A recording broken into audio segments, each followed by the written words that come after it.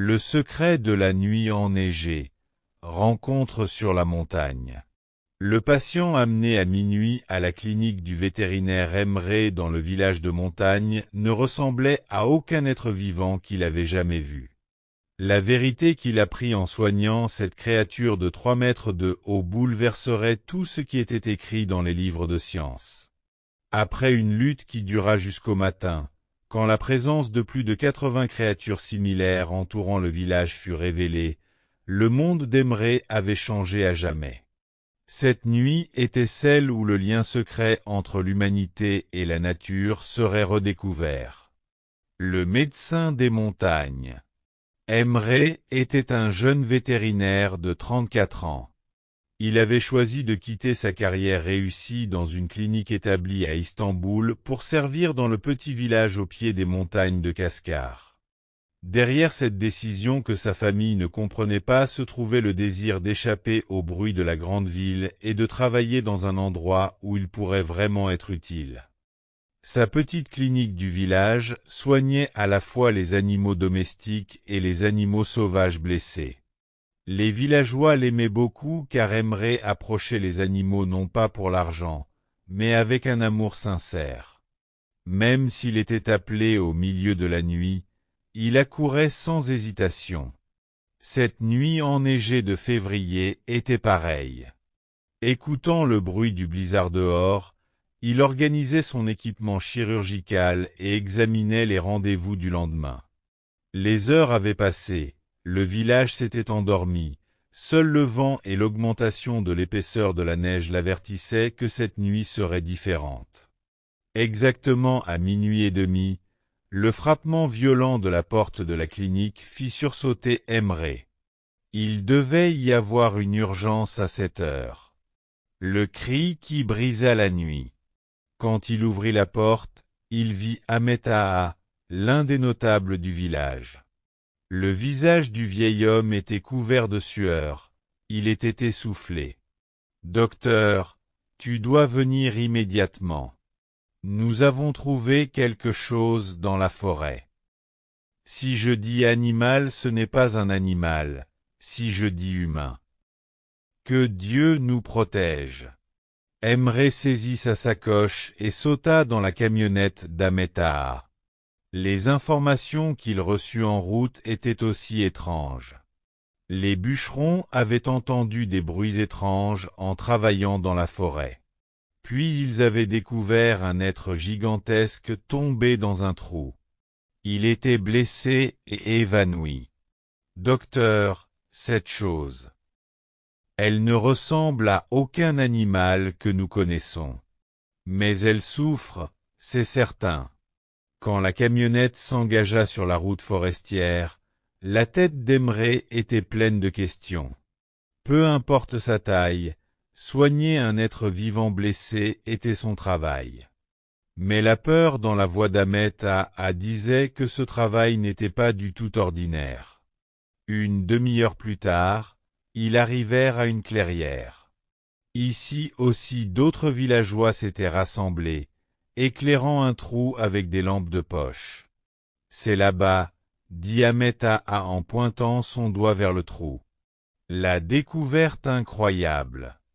Quand Emre s'approcha du bord du trou, la scène qu'il vit ne correspondait à rien de ce qu'il avait appris dans sa formation de vétérinaire.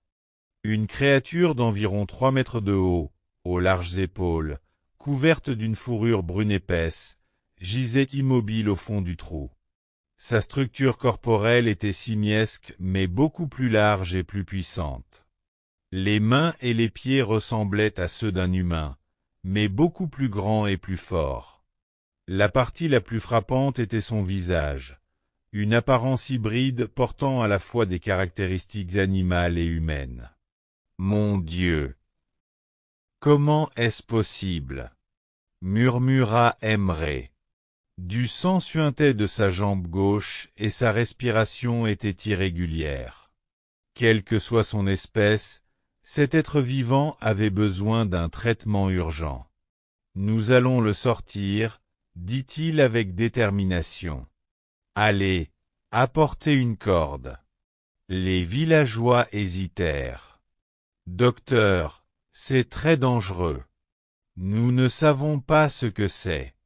C'est un être vivant blessé. C'est aussi simple que ça. Maintenant aidez-moi. Course contre la mort. Sortir la créature du trou prit des heures. Son poids était environ 3 fois celui d'un humain normal. Même la camionnette d'Emre avait du mal à la porter. En retournant à la clinique, la respiration affaiblie de la créature inquiétait Emre. Ce patient emmené dans la salle d'opération de la clinique était le cas le plus inhabituel de la carrière d'Emre. La profondeur de la blessure et le risque d'infection étaient sérieux. Il essaya d'abord d'appliquer une sédation, mais comme le métabolisme de la créature était inconnu, il était difficile de deviner la dose. S'il en donnait trop peu, ce serait inefficace. S'il en donnait trop, il pourrait la tuer. C'était avantageux que la créature soit évanouie. Emre nettoya la blessure, retira les tissus infectés et fit les sutures. Pendant ce temps, il remarqua que la température corporelle de la créature était plus élevée que la température corporelle humaine normale.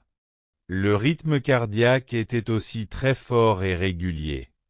Le processus de traitement dura 6 heures. Pendant ce temps, la créature tenta de se réveiller plusieurs fois, mais Emre la maintint confortable en ajustant la dose de sédatif. À l'aube, la créature semblait finalement stable. L'éveil.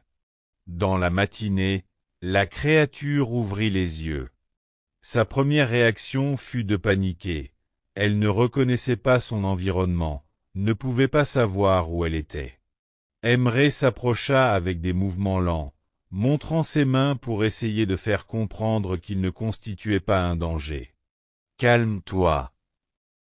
Je ne te ferai pas de mal. » Les yeux de la créature se focalisèrent sur Emre. Dans ce regard il y avait de l'intelligence, de la compréhension. Elle se calma progressivement et commença à évaluer la situation. Emre essaya de lui donner de l'eau. La créature qui hésita d'abord, accepta l'eau aussi sous l'effet de la soif. Puis Emre apporta des fruits. Cela aussi fut accepté. Une communication étrange s'était établie entre deux. Pas de mots, mais un respect mutuel. Juste à ce moment, des bruits étranges commencèrent à venir de devant la porte de la clinique. Visiteur surprise. Quand Emre regarda dehors par la fenêtre, il se figea. Autour de sa clinique, des dizaines. Peut-être près d'une centaine de créatures similaires se tenaient silencieusement. Aucune n'avait pris de position agressive, elles attendaient seulement. La créature à l'intérieur devait aussi avoir entendu les bruits car elle essaya de se lever. Emre l'aida. La créature marcha vers la porte, Emre la suivit. Quand il ouvrit la porte, il vit que toutes les créatures étaient focalisées sur lui. Il ressentit de la curiosité au lieu de la peur. La créature de l'intérieur émit des sons vers celle de l'extérieur, des sons profonds et vibrants. Le plus grand, probablement le chef, s'avança. Il regarda Emre, puis la créature blessée. Une compréhension passa entre eux. Cadeau d'adieu. La créature chef fit signe à une plus petite créature à côté de lui. Celle-ci aussi s'avança et déposa quelque chose au pied d'Emre. Quand Emre regarda, il vit que c'étaient des pierres précieuses, des herbes rares et des objets qui semblaient faits à la main. C'était un cadeau. Le remerciement de la communauté de créatures pour le traitement qu'il avait donné. La créature blessée vint près d'Emre. Elle posa sa grande main sur l'épaule d'Emre et regarda dans ses yeux. Dans ce regard il y avait une gratitude profonde. Puis elle alla lentement rejoindre le groupe. Le chef la soutint et tous ensemble ils marchèrent vers les profondeurs de la forêt. Emré les observa jusqu'à ce qu'ils disparaissent de vue. Les cadeaux qui restaient dans sa main et les souvenirs dans son esprit étaient la preuve que cette nuit avait été réelle.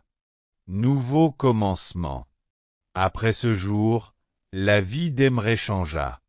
Maintenant il regardait la forêt avec des yeux différents. De temps en temps il sentait qu'il était observé de loin. Parfois il trouvait aussi des cadeaux mystérieux à la porte de la clinique. Les villageois gardèrent cet événement secret. Emré ne donna pas non plus de détails à personne. Mais il savait qu'un jour ces créatures pourraient à nouveau avoir besoin de lui. Et il serait prêt. Des mois plus tard, pendant l'incendie de forêt, les équipes de lutte contre l'incendie découvrirent mystérieusement que l'incendie s'était éteint de lui-même. Emré savait que ce n'était pas une coïncidence. Elle le protégeait, exactement comme il les avait protégés cette nuit-là.